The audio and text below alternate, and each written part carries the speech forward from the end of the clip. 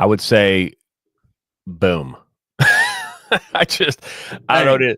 Bang. I don't Bang! I just really do thoroughly enjoy saying that after every time we go live. But hey, it is Tuesday. It is January the 14th. Hard to believe we're already halfway through the month of January, and it is Inside the Game, the podcast, your podcast here on the National Soccer Network. Jonathan Turner alongside Nathan Wangler, and we're into episode number 7. Nathan, episode number 7. We are rolling right along. It is week number 2. I feel like we're finally starting to catch a little bit of our mojo, and we had a little bit of an off-screen conversation on different things we could do to maybe spice up the show a little bit. But so far, we've been getting some good reviews from people that I was chatting to. Really good talk yesterday about the whole NIL thing, but at least we're into a role now. That's the whole thing about, especially when you're starting a show, just figuring out where your mojo is, getting a little consistency going, and then after you get all that done, then you can start branching out and doing some things. Happy Taco Tuesday, Mr. Peter. Thank you, as always, for tuning into the show. I forgot it was Taco Tuesday. I could go for it is. taco. Tacos do not sound half bad right now. But, here's the thing, too. We talk about spicing the show up, and no, we don't mean that we'll put any type of low, pillow talk music up on here and get into none of that. Not that type, different type of spice. Different type of spice. Hey, we have the ability to take phone calls, and I do believe we'll start to introduce that here in the very, very, very near future. We could actually in real time take your phone call. All right, so we'll add that in here probably starting the next couple of weeks. That could be fun. That's another way for us, I think, to get people involved, and whether that be in a guest appearance from somebody or as one of our loyal viewers. So we'll obviously make that available in the coming days and weeks, but definitely have the ability to do that. And why not? Why not make it? We're doing old school radio calls. It's interesting. I think it is the most easiest way. thing to do. I mean, to be fair, it'd probably be the easiest. Just get somebody a phone number and they can hop on their phone and call. I mean, we can give them access into our studio as well through our cloud system that we use. And that we could definitely do that. The problem with that, Nathan, is that, me and you, we've gone through some lengths. I mean, I still have like right down this way there.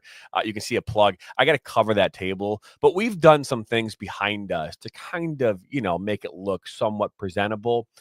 I can just turn someone's phone off. And disconnect it, but their background comes on. Who knows what they might have behind them? You know what I mean? So that would be the only concern I have about putting people on video that we haven't actually tested out yet. But yeah, I mean, it's a lot of fond memories of me growing up, going to practice or wherever else I'm going with Dad, and he's got sports radio on, and people calling in and yelling at the host, and therefore the host yelling back, and then eventually you just don't hear the other guy anymore. You just straight up cut him off. He's like, all right, enough of that. I'm going to go in on this guy. It's funny because a lot of radio guys, I listen to Colin Cowherd quite a bit. You're inside the herd. I think he's very good at what he does. He always talks about how the reason why radio guys stopped taking phone calls is because people are more concerned about sounding right than actually being right. But I always thought it was more entertaining. I mean, that's the beauty of sports radio, when you just have a dude that's, just got off of his construction job or whatever, and now he's just giving it to you on your show. you gotta protect your honor a little bit. But no, we want to get more people involved in the conversation, whether that's the comment section, whether that's anywhere else. We're opening this up to you, because obviously JT and I mean, hell, we're the talking guys. That's what we do for a career. So we can just sit here and talk. But we know you guys got some opinions on stuff. So feel free to shoot them around. So, housekeeping, your first time stopping by, hit the subscribe button, like us, and share this with your friends and family. We are live right now on YouTube, on Facebook, on Twitter, as well as on, X, as well as on our Roku TV channel. So on our national platform, the National Soccer Network. So, and obviously at the conclusion of this, we will upload the audio only of this to Spotify and Apple Podcasts, as well as other favorite listening platforms. So you can check that out here later today, and make sure you do rate us, because I know the higher the rating, the the better the viewership and whatnot. And I think we have a pretty good show here so far. I mean, we've talked about quite a few things here over the last, the first 6 episodes. Obviously, in episode number 7, we are daily, right? So we're here every single day, Monday through Friday. I will say a programming note: next Friday we will not be live on the air. I will be on a plane to Oklahoma City. I was going to ask you about that. Yeah. What's in OKC? There's there's every league in the country has what they call an AGM, right? Their annual general meeting, right? So this annual meeting that takes place across the country for a lot of different leagues. It's where the owners come together and they talk about the league, about the issues, things that they'll address this season, and a number of the leagues that we have contracted for this upcoming year. One of them is holding their AGM in Oklahoma City. I had never been to Oklahoma before. I don't think I have, at least. If I have, it would be my parents dragging me through an airport I wasn't aware of. Are you an old Western guy? Are you an old Western guy? You like cowboy hats and revolvers and draws? And no, okay, not an old West guy at all. I do like. I don't know if you'd fit in out there then. I do like Yellowstone. That's in Montana, though. The good show. City slicker. But yeah, no. I mean, it's hey, I'm gonna go out there. I'm gonna be there for a day and a half. I'll fly in Friday, come back Saturday. I mean, we have a busy week next week with not only all the games we have, on the MASL side of things. We've also got, we've got 3 Oakland University matchups next week. We are just informed that we've got 28 games this spring through baseball and softball for Oakland. So that's a lot. That, to be fair, last year they only did 10 broadcasts, so we're adding almost triple what they did before. So yeah, we're getting ready to rock and roll here this spring. So a lot to go on. It's kind of crazy to consider how far the production side of the company has come, though. And I remember having those talks with you about, obviously covering games has been really nice and doing, a lot of the high school and a lot of the local stuff. But when you guys started to take over production, specifically at Oakland, and now obviously with the bigger goals that you have, I think that's one of the craziest parts is that this network isn't just, it's not just soccer based. The parent company is doing a lot of different stuff. So it's kind of interesting, though, what you're saying really transitions into something I wanted to mention here today, and we can talk for as long or as little as we want to about this. But it all comes back to where the modern style of sports broadcasting is going. And you have all these meetings with different leagues, during the off season, and trying to get them signed on and trying to get them brought on. And obviously with the introduction of the MASL and some of the other sports leagues that we've been able to cover, everywhere from youth all the way up to professional, it just continues to get more and more expansive, which means that we are covering games literally from sea to shining sea. And it's only going to get bigger from here, obviously, with our transition to the national platform and doing all this different stuff across the country. But the only way to make that possible, the only way to do that, and it's interesting when I tell people what it is that I do here, because their automatic assumption, JT, is that I'm flying all over the place, right? I'm going to this city, I'm going here, I'm going there. I post that clip of me doing that cold open, well, not a cold open, the broadcast open for the MASL 3 game when in Oklahoma City. And I'm live from Oklahoma City, a place that's rich in Western heritage that might just see another old country shootout. And you, being the genius, the evil genius that you are, you went and screen grabbed a bird's eye view shot of downtown Oklahoma City. There were genuinely people that thought that I was in OKC that day. I was not. I was sitting in a studio in Metro Detroit, Utica, Detroit, north, what was 40 minutes or whatever, but yep. I was not. And I've been technically all over the country from that one room. I've been to Oklahoma City. I've been to Chicago. I remember doing games, at least for my at-home studio. Last time I was in my last apartment, I was doing games in Chicago. I've been a lot of different places throughout the country. The only way to be able to bring all these teams to this network, especially with the group that we have, and we don't have the army that ESPN or CBS or any of these other networks have, we need to be able to have a place to do those games. Now, the local games, the high school games, whatever, state championship and stuff, but the world of sports broadcasting ever since 2020 has gone not fully remote, but a lot of it is remote. I got some interesting articles talking about the way that the world is moving in that regard. And it keep in mind, it's not just sports broadcasting. Right? When 2020 came along, I think we all kind of realized simultaneously we can do a lot of things at home without ever having to go to the office. And that was school, that was any job field you can imagine. I mean, there's more people working at home now than ever before. And I think about this every time I go specifically to Detroit, a place like downtown Detroit. A lot of those people aren't working. They're not flocking to downtown anymore to go to work. They're working in whatever suburb they're in. Everything, not everything, but a lot of things went digital in 2020, and that's even at the highest levels. When you talk to people about bringing these leagues on and exactly what it is that we're going to do, what kind of stuff do you talk about them and our capabilities calling games remotely? Because I do think there are positives, but I think there are drawbacks to the new ways that we do things, but it's the only way that's possible that we're able to get the outreach that we do. I mean, what's your opinion on that? When you try to pitch a league on us covering their games, what does that conversation look like when you have to bring up the fact that obviously we're doing it from a remote studio? We may be nowhere close to where your league is or where your team is. What does that conversation look like for you? Yeah, I think the biggest one that we deal with when having league conversations is one, the who are you issue, right? We've been located in Michigan, so that's the first component of everything. Who are you and what it is that you do. I think the second part of it is how can you pull it off?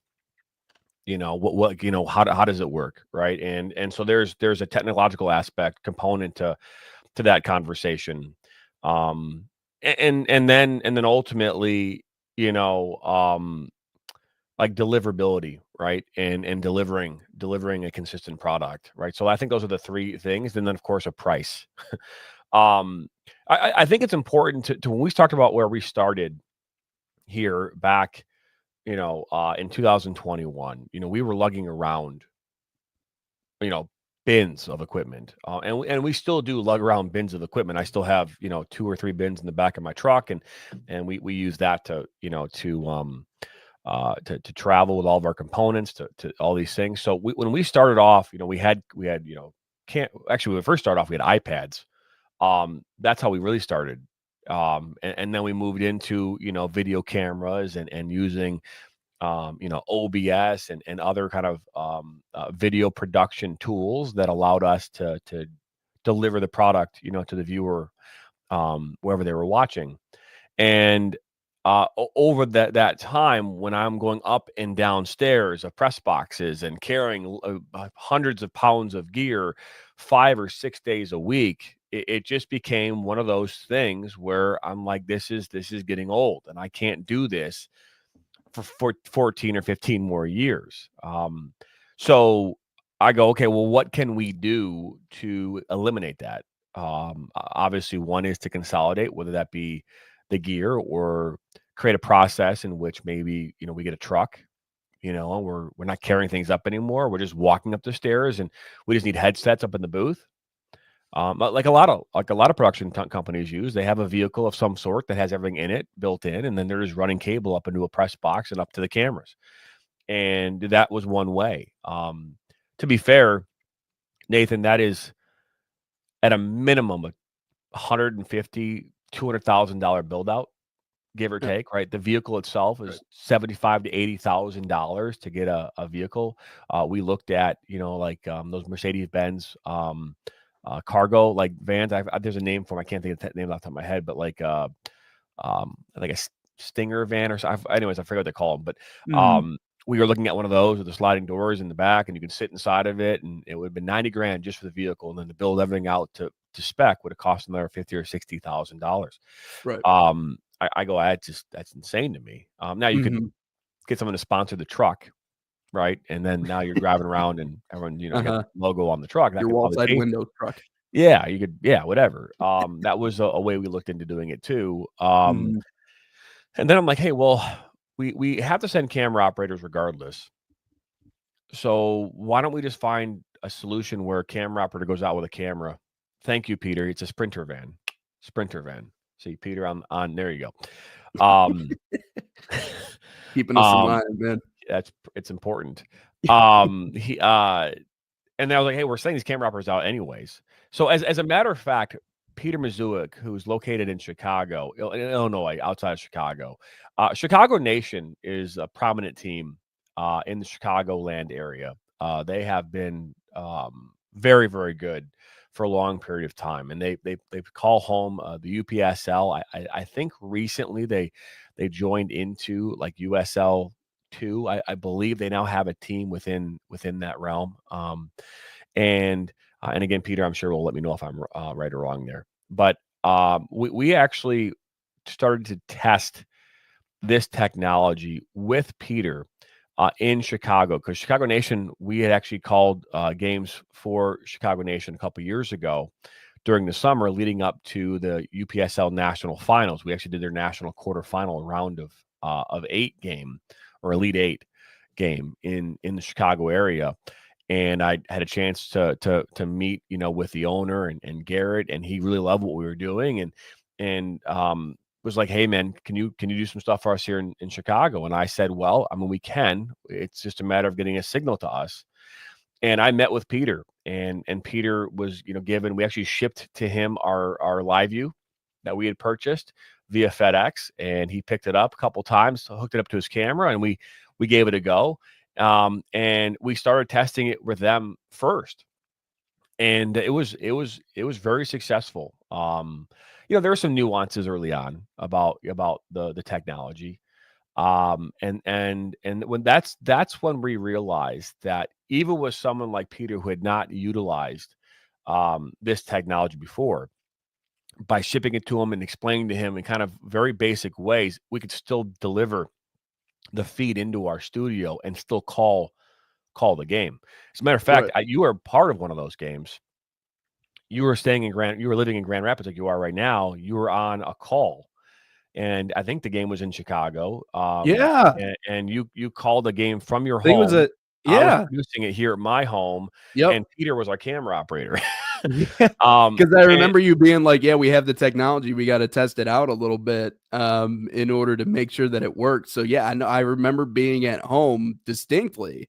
I think it was a UPSL game, or it was, yeah, yeah, UPSL, UPSL. Yep, yeah, Chicago. maybe yep, in Again, Chicago. they So play in that Midwest Central mhm, conference, and mhm. so yeah, so we were testing it out pretty heavily during that time, and it was kind of a great entryway for us, because again, to get a signal coming in from wherever it is around the country, there's different ways to receive it. One of those is directly from a camera using an Right, encoder.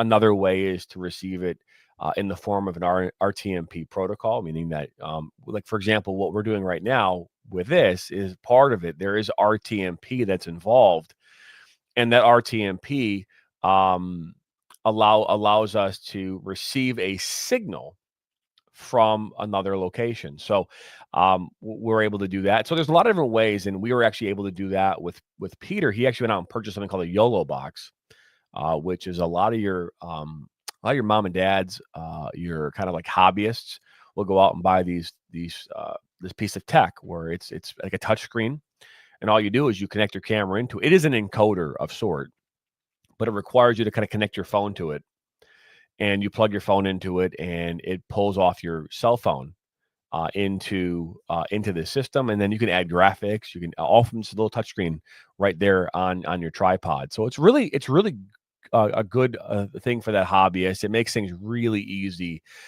It's not really designed for like full production like we do, but it mhm, can be, a substitute, so that you can still stream games like we do on a basic level. right. And so it's been that's kind of how things kind of got rolling in the remote land, and it's just kind of over time it's just kind of built up and to where it is now. But to really Yeah, go back to your initial question about what did I tell the leagues, I tell them all those types of things. yeah. um and we're going to be using that technology here in the next couple of days to actually, so the MASL, Major Arena Soccer League, they've got 12 teams this year. and they have a team in Chihuahua, Mexico, called the Savage. They've actually won the whole thing 2 years in a row. They're looking to go do a three-peat. They're quite good. And all their broadcasts are in Spanish. They don't have an English commentary team at all. Dude's electric, by the way. I have no idea what he's saying, but it is he hits those goals. So this week, as part of our relationship with the MASL, we are going to create a test of the Chihuahua matches and do English commentary.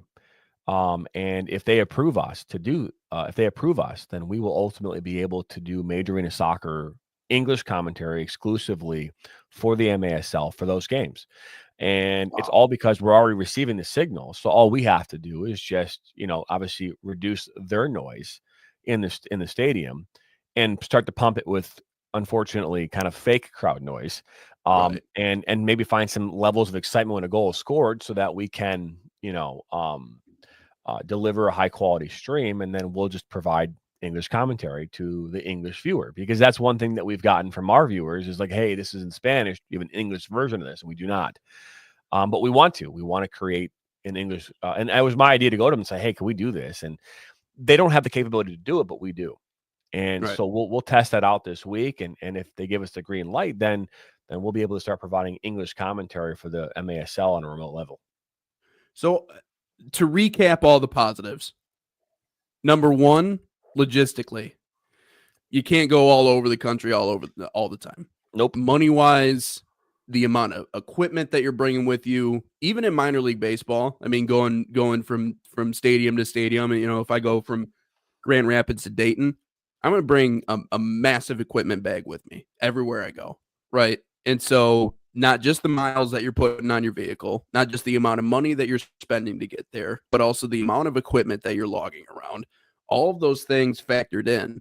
Logistically speaking, it doesn't make a whole lot of sense to travel all over the place. Also, if we're talking about money-wise here and the ability to expand the amount of games that you're doing and do more things all in one place, convenience-wise, in terms of efficiency, it doesn't really get a lot better than being able to have one place to do all the games, right? So here's a couple of the positives, and I'm laying it out for you right here, because logistically, bottom line wise, in terms of how do we continue to move this company in the right direction and make money and do all those things and provide quality coverage, it just seems like this is the new wave. This is the new direction that things are heading. And it's funny because people are like, well, 2020 was now 5 years ago. We can move back to what it used to be. I'm going to tell you this right now. That's not going to happen, right? That's just not how the world works. Once we figure out a more efficient, different way of doing things that maybe works out a little bit better for everybody involved, including the talent.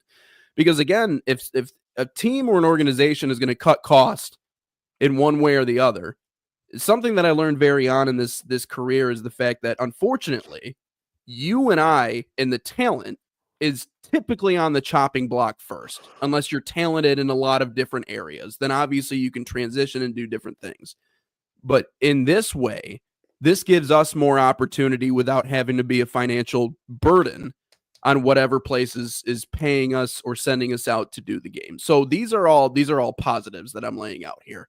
I wanted to share my screen really quick. This article is from 2024. So it's a little I guess dated. It was back during May of 2024. So 7 months ago. I wouldn't say really dated. Well, I guess dated enough, but I don't know if it's popping up on your screen here, right here, but just take a little look at this article. But this is Awful Announcing. And they actually have a really good page. They have a really good following. They do a bunch of different stuff on broadcasters and good calls and bad calls. And it's a very entertaining page. Give it a follow on X if you have the time. But there's a lot of interesting stuff in here. And it starts off talking about, the COVID pandemic era is in the rearview mirror, which it is. And remote broadcast obviously made sense during that time. But the initial image you see right here, Kevin Harlan and Jamal Murray, that wasn't during the COVID stretch. That was before then, when Denver went on to go win an NBA title. But it was amazing to a lot of people when it first started, because people were catching up on this, and we see the videos of Kevin Harlan in his home office calling games. I believe this is Kirk Herbstreit during the Sugar Bowl. at home calling that game. This is in his home office. Like, this is not in a studio anywhere. Obviously, with green screens, they can make them look like they are places. But I was even sitting around during the Ohio State-Oregon game, and my buddy realized that there were people, half the people were in the studio, half the people were on site. He's like, what is going on? Why don't they have everybody in one place? And it's interesting because as I get deeper and deeper into this article, we're not really seeing the problems in remote broadcasting. Everyone's kind of amazed, this new technology, especially in 2020, is like, oh, this is really cool. And then you get down to the bottom of it, and it was during the Stanley Cup Finals last year, or during the playoffs, sorry. The Canucks and the Oilers were playing. Sports broadcasters were doing it from a remote studio. Again, we talked about the biggest networks are doing this now. It completely missed a goalie change, missed other details. There's been videos of obviously broadcasters doing this stuff from a remote studio to where they've almost completely missed certain details. And it all circles back to the fact that when you're doing this from a remote studio, in a lot of ways, you're kind of relying on, you're at the mercy of the production crew. You're at the mercy of the cameraman. When you're not in person, the one thing that we always train on as broadcasters, or at least me personally, is use your eyes, right? Even if I have a monitor in front of me, I'm still using my eyes to watch the game that's in front of me, because I've had to train my eyes for forever to understand where to look and what's important and what needs to be caught. And even with me doing games remotely, again, it's minor stuff. It's not major stuff. But there's still things that sometimes we miss. Maybe it's a number. Maybe it's a substitution. If you don't have the right sort of production or camera work or things to make that available to you, and even at the highest levels, ESPN, CBS, all these guys, they're missing stuff calling games remotely. So we talked about some of the positives, and there's a lot of positives. And believe me, this technology is going to get better. I'm not saying that this is the be all end all, right? There's going to be a new camera, a new encoder, things are going to get more clear, but there's this certain level of, I wouldn't say, I guess inauthentic might be the right word, but that maybe these companies are trying more to just achieve that bottom line of making extra money and getting out further in the positive, as opposed to having a broadcaster in person, which is obviously, and in my opinion, the best option. I will always prefer doing games in person over remotely, even when we do it for the minor league season, because there are certain things that are just kind of handicapping. You have to rely on a lot of other people to be very, very good at their jobs in order for you to do a really good job. You can't rely on being in person and seeing it with your own two eyes. So we talked about some of the positives. I want to get into some of the drawbacks and just, I guess, ask you about some of these. What in your mind, in the world of remote broadcasting, maybe needs to be tweaked a little bit? Because it's very cool, very nice technology. I think it's kind of bizarre to some people when I explain it, and I've gotten a lot of questions. I know TikTok, RIP, but one of the main comments I always got on a lot of the videos that I did, especially with games with you guys, what are the benefits of going remote? We talked about some of the benefits, but now I wanted to chat at least a little bit about some of the drawbacks, because I think there certainly are a few there. I mean, what do you think? Oh, yeah, hang on. I'm going to move the screen back because I feel like, oops, let's go ahead and we're all shuffled all over the place. I know, right? Well, obviously the drawbacks are you're reliant heavily on a camera operator, right, or the lens of the camera, right? So at the end of the day, if the camera operator is bouncing all over the place, it's not clean, they miss something, you don't have the ability to call or identify players correctly, and so that's the biggest one, right? I mean, and again, putting this in perspective for the viewer at home is like what you're watching right now, me and Nathan, and obviously if you're listening, it doesn't apply, but if you're watching us, that's what we do to call the game. We're literally watching what we are seeing. So it's no different than you watching a football game on a Saturday night, and that is exactly what we do. The big difference maker is that we aren't just sitting there and watching it. We're calling what we see. And, So that's the biggest challenge is being able to identify players. When you get to an environment like at a stadium, and Nathan, me and you think do a pretty good job of this. You walk down and you talk to some of the coaches, and you talk to the referees, you high five, and a lot of times people will know you. Oh, I know you, but there's a relationship. You cannot do that in a remote environment. Right. We aren't able to go and talk with the press box coordinator or the site manager. We aren't dealing with athletic directors on site. We're dealing with our camera operator, the person who is in charge of giving us the feed. And they're the ones responsible for going down and having the conversation with the site manager, with the coaches, if we don't have what we need. That's the responsibility of the person that's on site. So that's the biggest challenge. And obviously the relationship, what I would say, is probably the challenge number 2. And then, the third one is the emotional component. I don't believe that when I'd call my games, and I don't think you do either, Nathan. I don't believe that my calls are different than if I was in person, or on site, in remote. I can argue that, when you're in an environment where the stadium, like at state finals, and there's 3,000 fans in the stands, and things are just really, really, buzzing in the stadium, that doesn't have an impact on the aspect of you calling the game, because it does.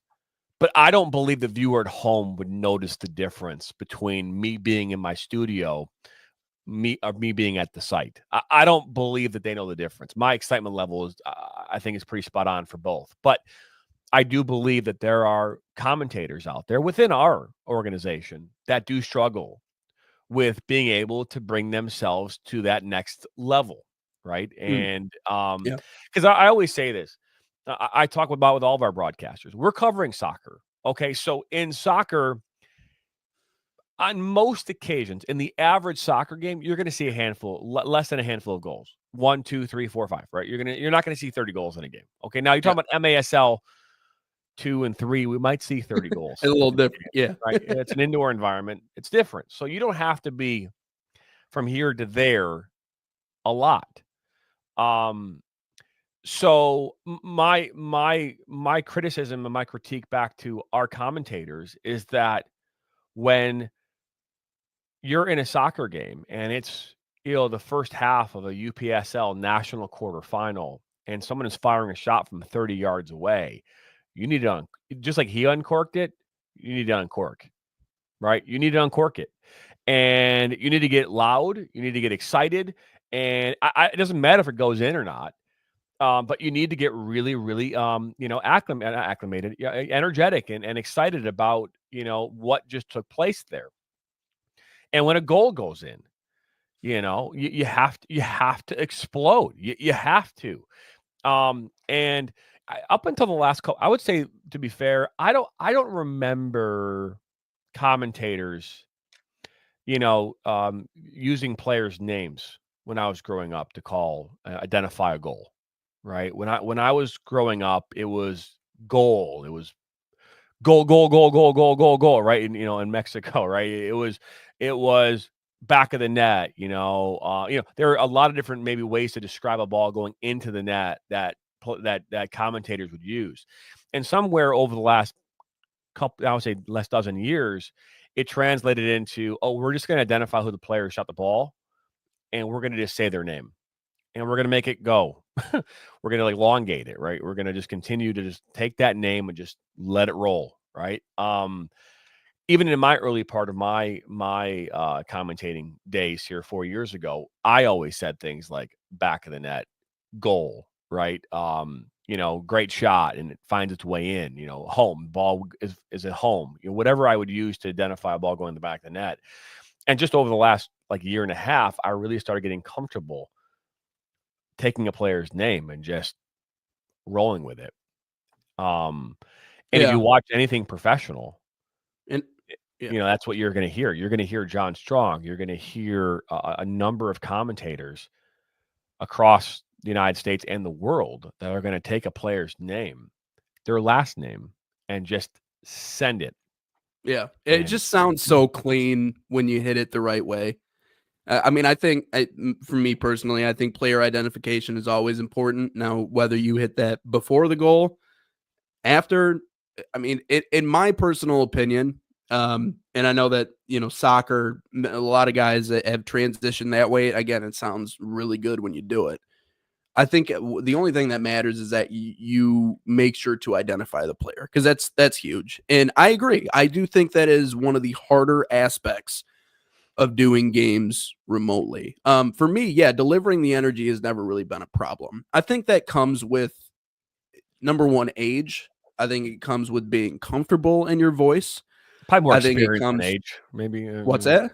Maybe experience, not so much age. Yeah, it comes with the Not gray hairs you ageist see here. There's no on ageism on JT's our head right platform. there. No, but it comes with being comfortable in your voice and your presence and everything like that, to be able to deliver that energy. So I understand why it would be hard for certain guys to get behind that, but I also understand. And here's, I guess, my other thing, and you can comment on this too. The hard part is that whenever they talk about sports broadcasting in our profession, they always say, well, it's theater of the mind, which is more true, I think, for radio guys, right? Because you are painting the picture, right? The entire picture. I think about listening to like Neil Rule doing the Pistons during the preseason, coming back from Detroit. That entire picture, everything in that gym is up to him, because he's the radio guy. He has to paint the picture.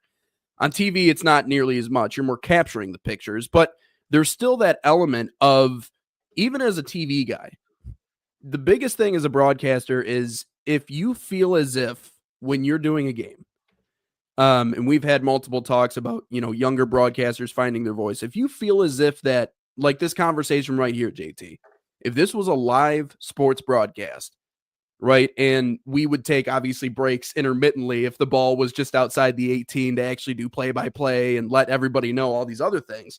But this is exactly where you want to be. This is speaking volume. I am talking. I'm not changing my voice. I'm not trying to be bravado or present myself in a certain way. That's exactly the way that you should do it. But there's always been this part of what makes broadcasters special is when you feel like you are sitting at the stadium next to them. They feel the energy. It's the reason why every time I do a game, it doesn't matter where it is. It doesn't matter what time of year it is. It doesn't matter what stadium it's in. I could do a game in freaking Alaska. I will have the window open because I need to feel what the players on the field, what the fans in the stands, the referees, everybody else that's a part of that process. I need to feel what they are feeling, because that helps me deliver exactly. That helps me set the scene of what's going on, what the players are feeling, what the fans are feeling. It's not as much the emotion side for me anymore. It was for a while. That really helped me get the juices flowing when I was in a gym, let's just say something as minor as Cornerstone playing for a WAC tournament championship, right? So that game brought out a lot more energy from me than us playing Grace Bible College during Christmas break when there's 10 people in the stands. But now, for me, it's not as much the energy, because I'll bring energy to a Pee-wee football game. If you want me to call that, I'll bring the energy to that. I really don't care. The hardest thing for me, and it, again, separating ourselves physically from where the game is being played and that setting and who's there. There are certain aspects of it's really hard to make it feel, again, theater of the mind, like whoever is watching or listening is actually sitting in that stadium. It's really tough to kind of bring them into that spot if I'm sitting in a separate room, separate of everybody else and everything else that is going on in front of me.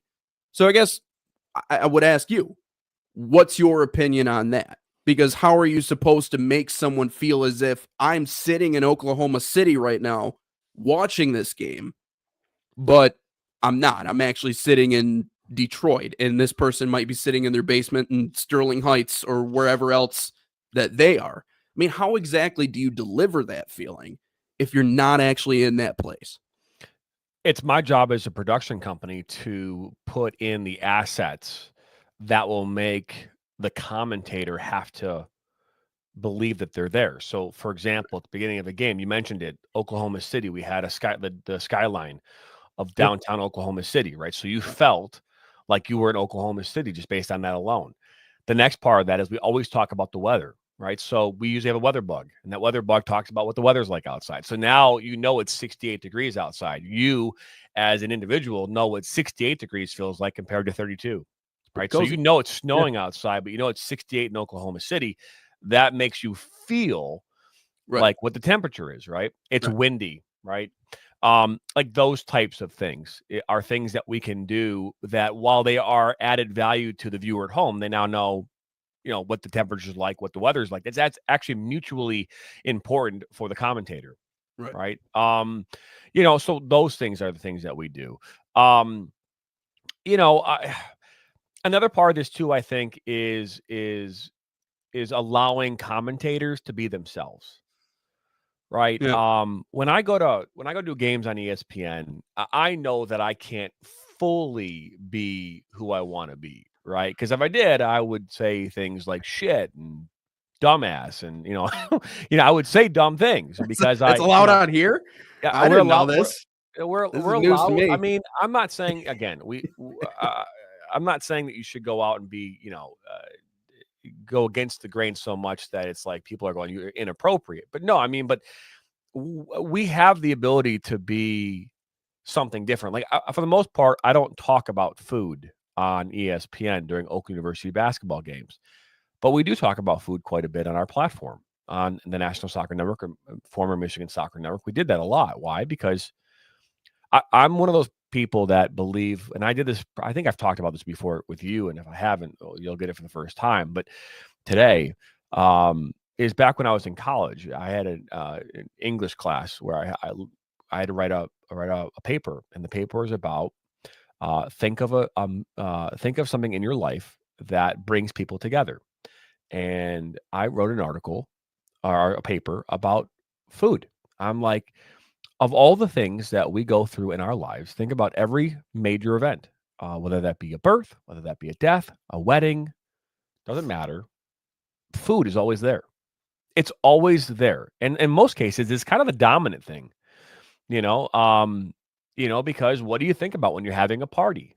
Oh, what do we got? We got to have food. What kind of food do we got to have? Well, you're thinking about the food of the people who are the vast majority of people, but you're also thinking about people who can't have all the good stuff. Maybe they got to have something over here, right? So it's food. Food is the constant. And so for me, I feel like during our broadcast that we can definitely have the conversation about food because everybody can relate to it. Did I lose you, Nathan? Oh, there you go. But everybody can relate to food. And so we talk about it a lot. I mean, it's been kind of like our shtick for like the first 3 years. I mean, we used to talk about the kind of candy we were eating, the snacks, and it's really kind of been like this really fun thing that we've done. And I implore our commentators to be themselves, and I don't implore them to be something that they are not. And because again, when it comes to you talk about how we can make someone feel like they're sitting right next to you. Me and you, authenticity is extremely important in that. The way I am talking now, granted, I'm not saying that I don't change my voice. Of course I do. Everybody does. My levels will change, my octane, how I articulate certain things, that will change. And I mean, elongate something, that is part of the entertainment value of getting me or getting you or the next commentator.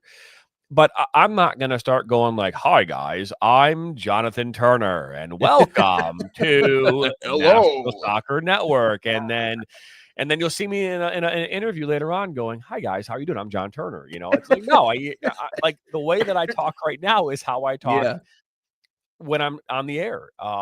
It doesn't change. And any really good broadcaster will be their authentic self in how they handle themselves both on and off the air. It's hard because, to be fair, without calling it lying, you really are lying to the viewer because you are changing how you talk because now you're on the air. And I'm not saying that I don't change my voice, but come on, guys, let's go. No. it doesn't, it just doesn't sound natural. And to be fair, it's hard to keep up with, because when you do go and have a conversation with somebody and you're on I was listening to Mark Champion last night doing the Detroit radio call. And I remember Mark Champion growing up, Detroit Lions. I mean, holy mackerel, right? And you kidding me? I mean, the things that he would call. I remember growing up and hearing his voice, and I've met him personally, and his voice is the same whether he's talking to you on the air Yep. or he's on the radio. Dan Dickerson, he's the same person when he's talking on the microphone, when he's not on the microphone. Yep. And have you ever heard a broadcast or an interview with Kevin Harlan? Oh yeah, same thing, same exact thing. Kevin Harlan's the same dude when he's not on the broadcast as he is off the broadcast. Anyways, continue. I just find that to be fair, if you were to look at your color, your analysts, right, your color commentators, they aren't changing their voices at all, right? Why? Because first off, they've gotten there for a reason, and two, people already know who they are. So it's more falls in line with your play-by-play person. The person who, and again, for those people who don't know, the play-by-play person, their sole job is to guide the ship. That is their job. Their job is to guide the ship. They're not steering the ship. Who and the what? That's not, I think it's important because they're not steering the ship. The game is being steered by the game, right? Our job is to guide it, right? It's to be like, if you're driving down a tour bus down the road, I'm the one explaining to you what you're seeing along the way. That's my job. And the really good ones will get people to come back just because they explained it in a way that made them go, oh wow, that's pretty cool, right? And so it is a challenge in our world, in the remote world, that really kind of I think full circle that pull that in, and it's a learning process. It really is, and I'm a firm believer that you just need more reps, right? You need the more reps you do, the more comfortable you'll get. But I think that probably answers your question, because again, we use different things to help kind of manipulate the situation so that our commentator can kind of feel like they're there. Then even though they're not.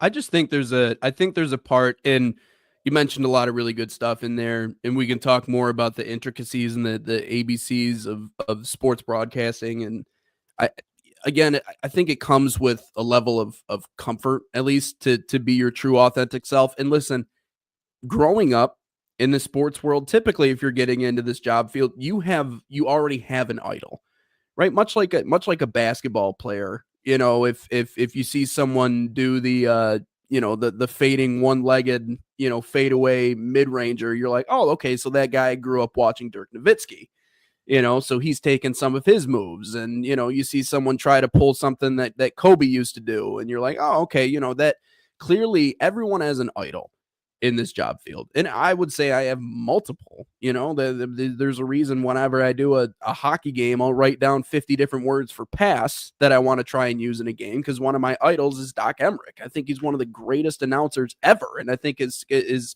linguistic abilities to describe a play and make it more vivid in the eyes of the person that's actually consuming it was just, bar none, it was the best that I've ever witnessed. And so I think it takes, number one, a level of comfort. It's also finding your voice. It's also being comfortable in your own personality too, JT. Listen, I'm not a comedian.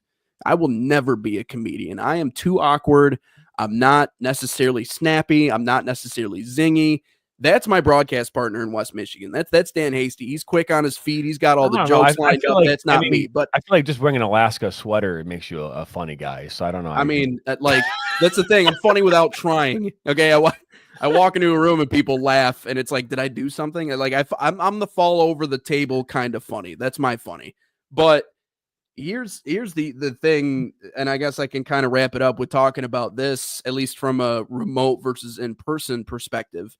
How important is it in your mind to make sure that we maintain the integrity of certain big matchups and making sure that the broadcasters are still, for a lot of these games, in person? I mean, I'm talking NBA Finals, I'm talking Stanley Cup, I'm talking Super Bowl, because the thing that scares me, and it's kind of like the advancement in technology with other things too, right? You think about AI, you think about all this other stuff. It's like, this is awesome. We got brand new things. It's making our life easier. I think Detroit Become Human is not too far off. I think we're going to have androids walking around, the streets now and whatever. I think that's probably coming up down the line. We can get into that conversation later. But how much of a good thing is too much of a good thing? How much is this realizing that we have this technology that we can do all this stuff? And even just sitting here having this conversation with you right now, years ago, this wouldn't have been possible. I mean, I'm over here. I have a product in front of me. All I had to do was walk across the hallway and set up my laptop. That's all I had to do. So it's amazing that we have this technology, but how important in your mind is maintaining that balance of when we need to do games remotely? I mean, a random Tuesday night game in Phoenix, Arizona, it's probably not a big deal if you're going to do the game remotely because you might miss details here or there. Talked about technology is going to get better. But how important is it in your mind to maintain a healthy balance of we're going to do things remotely, but we also have to have broadcasters in person for some of those bigger games because you just simply, at least in my mind, you can't have someone sitting in a room completely separate of a lot of these big games that people really care about. I mean, where do you fall on that? Yeah, I don't know if I have that school of thought. The game is the game. Here's the thing. I think that there's not one game that's bigger than the next, and I know that there are in the sense of from an entertainment standpoint, the Super Bowl is the biggest of them all, right? And NBA Finals, right? Those are bigger than the average event. But from a production standpoint, producing it all comes down to execution. Yeah. Okay. It's all about execution. And I'm not going to sit here and tell you that being on site is being remote is better than being on site. I'm not going to say that. But what I'm going to say is it's about execution. As a producer and as a director of broadcasting, it is my job to execute as close to a flawless broadcast as I possibly can. So at the end of the day, if integrity is based on being on site, the question becomes, is the goal a flawless broadcast that the viewer at home is ultimately satisfied with? Or is it doesn't matter as long as we are providing value of entertainment value? Because again, I'm looking at it from the standpoint of flawlessness. All right, every broadcast is going to have a mistake. Yeah. You can look at any of them; they're all there. Whether it be a camera, switch wasn't fast enough, whether there was a graphic was misspelled, or whatever it might be. There's always some kind of a mistake. And to be fair, the biggest unknown in any broadcast is ultimately in your talent.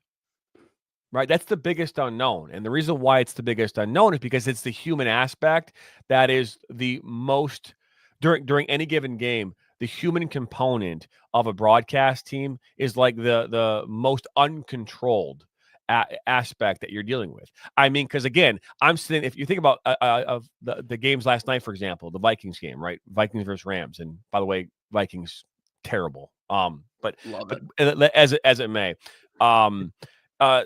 you have these you have camera operators, you've got graphics, you've got instant replay, you've got shading, and there's so many different components to a broadcast. And you've got there's a team of people who do their whole job is instant replay, right? Their whole job. You got a whole team, the whole job is graphics. Whole team is just scoreboard. So scorebug. Like they literally all they do is like three people in a room, in this truck, and their job is to just fourth down, third down, second down, first down, how many yards, the flag, whatever. That's their whole job.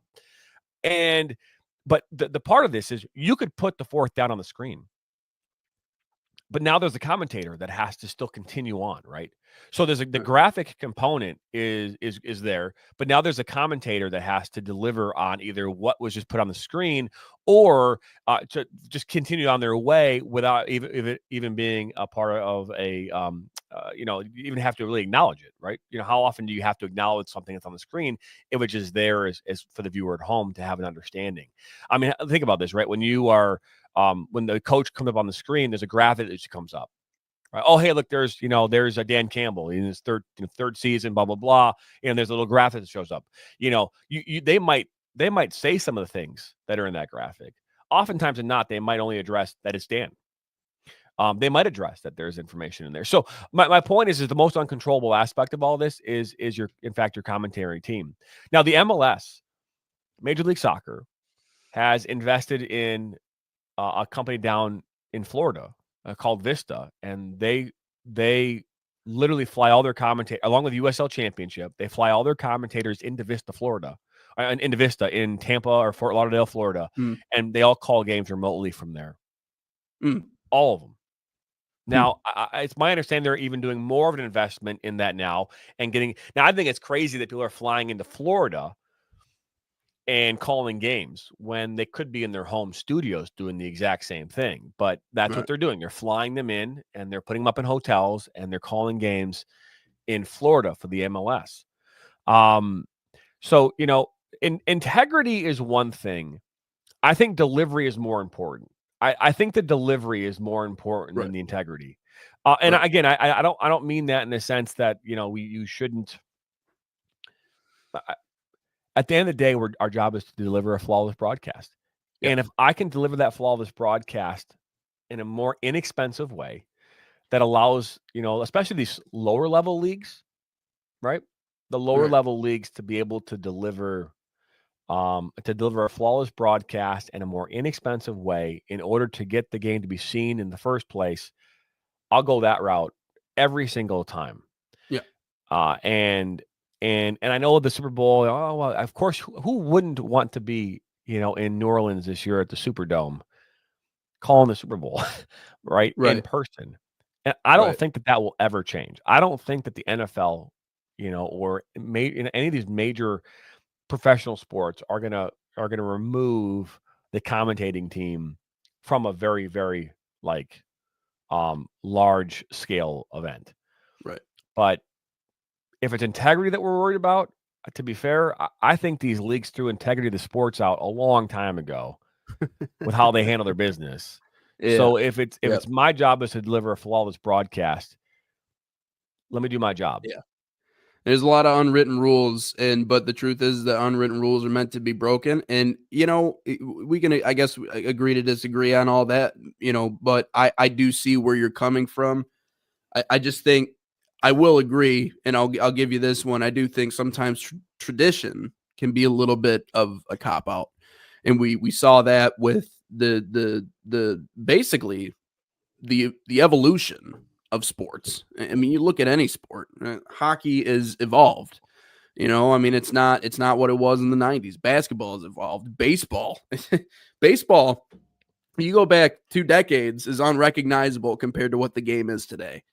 So clocks for pitch clocks and universal DH, and you got all these other, got pitchers standing up there like a big stream beam with a bat in his hand. I mean, there are just certain things about the game that are different now. And so I don't think that should not apply to any other job field. I think sports broadcasting should be the same exact way. If we can find a way that is better, more efficient, that sounds better, that we can deliver to people, that's a good thing to have. I just wanted to open up the conversation today about the eternal battle of us providing entertainment and the company trying to make money.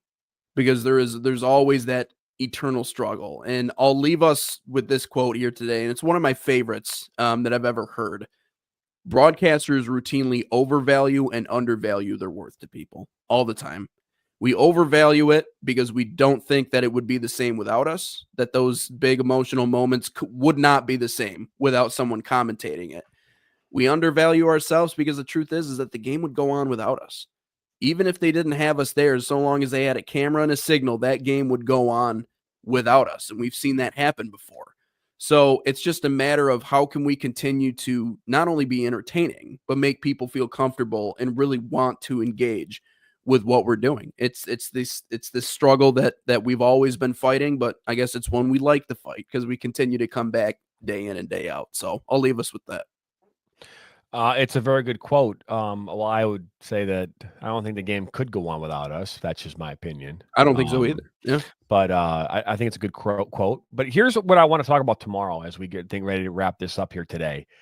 Favorite sports movie of all time? Ooh, it has to be Miracle. Well, no, it has to be. But you can't go now. You just broke. I mean, I'm talking about we need to have the conversation tomorrow. Geez. Okay. All right. Well, forget you heard that. Yeah. Just forget that. Cut that one out. Tomorrow we'll talk about favorite movies of all time.